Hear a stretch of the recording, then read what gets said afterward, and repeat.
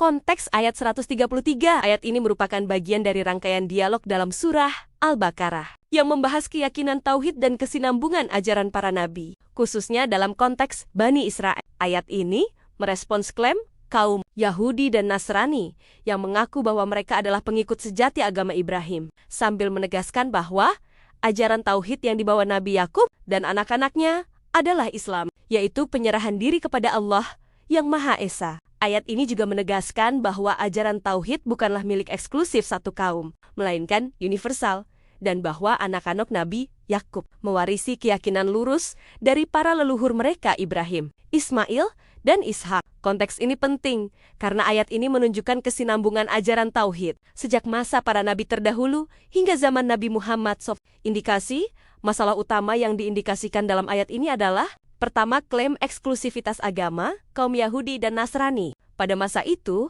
mengklaim bahwa hanya mereka yang berada di jalan yang benar sebagai pengikut agama Ibrahim. Ayat ini menantang klaim tersebut dengan menunjukkan bahwa ajaran tauhid yang dibawa para nabi adalah universal dan tidak terbatas pada satu kelompok. Kedua, kesesatan dalam keyakinan. Ada indikasi bahwa sebagian kaum menyimpang dari ajaran tauhid murni yang diajarkan para nabi, sehingga Allah mengingatkan melalui dialog Nabi Yakub dengan anak-anaknya tentang pentingnya mempertahankan tauhid. Ketiga, kepastian warisan keimanan. Nabi Yakub di saat menjelang wafat ingin memastikan bahwa anak-anaknya tetap berada pada ajaran tauhid dan tidak menyimpang setelah kepergiannya.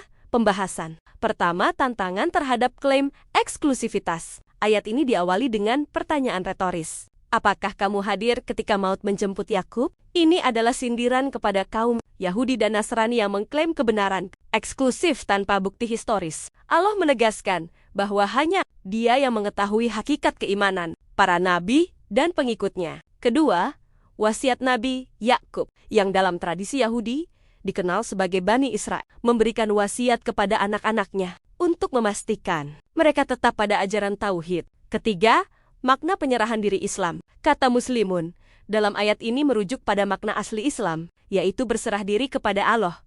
Ini menegaskan bahwa semua nabi, termasuk Yakub dan anak-anaknya, adalah Muslim dalam pengertian mereka tunduk kepada Allah. Keempat, konteks sejarah.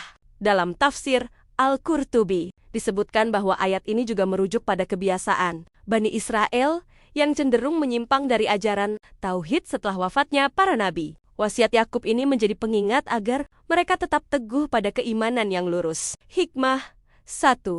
Pentingnya wasiat keimanan. Kedua, tauhid sebagai inti agama. Ketiga, kesinambungan